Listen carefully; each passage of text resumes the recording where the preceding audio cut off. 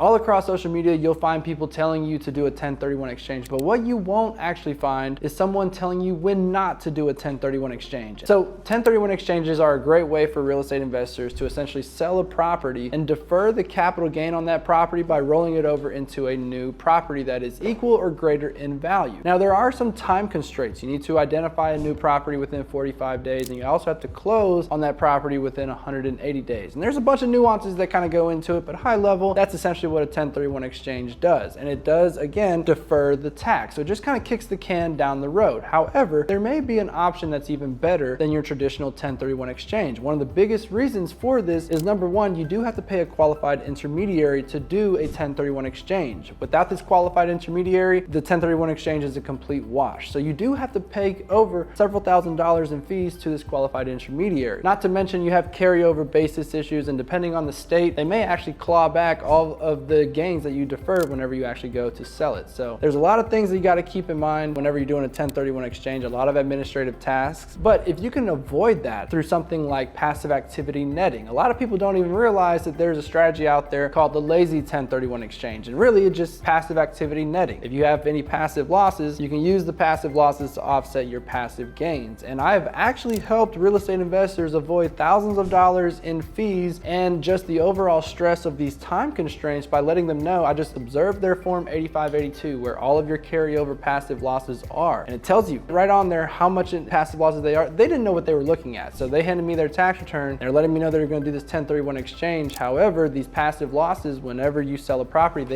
passive losses will offset passive gains. And if you sell a rental property that is passive by nature, the capital gain is passive. And so I was able to just help them avoid these thousands of dollars in fees by just letting them know, hey, you got these available. You actually have nothing else to do. You can just sell this property. You won't pay any taxes because you got enough losses to offset the gain. That's one of the biggest things that I always want to stress is don't overcomplicate it. And online, you'll find a bunch of overcomplicated stuff like a 1031 exchange when you may not even need it.